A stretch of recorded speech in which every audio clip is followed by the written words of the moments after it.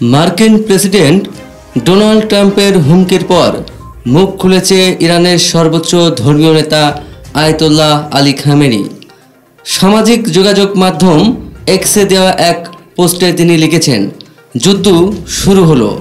কাতার ভিত্তিক সংবাদ মাধ্যম আল জাজিরার প্রতিবেদনে এ তথ্য জানানো হয়েছে।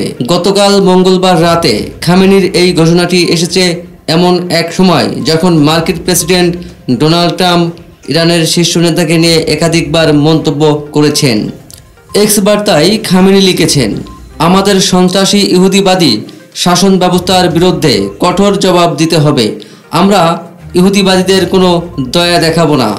এর আগে ইরানের সর্বোচ্চ নেতা আয়াতুল্লাহ আলী খামেনির বিষয়ে ইঙ্গিত করে ট্রাম্প সামাজিক যোগাযোগ মাধ্যমে এক পোস্টে দেন। সেখানে তিনি বলেছেন, আমরা ঠিক জানি তথাকথিত সর্বোচ্চ নেতা কোথায় লুকিয়ে আছেন। এর আগে দেয়া আরেক পোস্টে ট্রাম্প বলেন, ইরানের আকাশসীমা আমাদের নিয়ন্ত্রণে।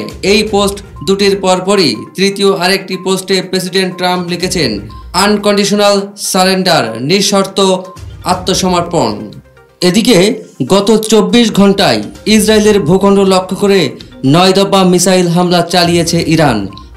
বুধবার 18 জুন ভোরে 2 দফায় 25টি ক্ষেপণাস্ত্র ছুড়েছে দেশটি। এর আগে গতকাল সকালে একযোগে 30টি মিসাইল ছোড়ে ইরান।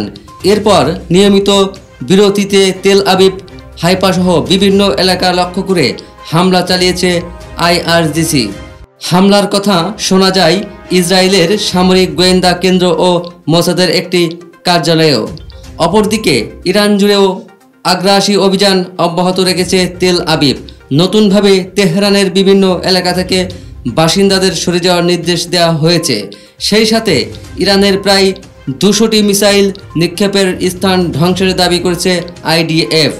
আর মানবাধিকার সংস্থাগুলো বলছে, চলমান অভিযানে কমপক্ষে 585 ইরানির মৃত্যু হয়েছে।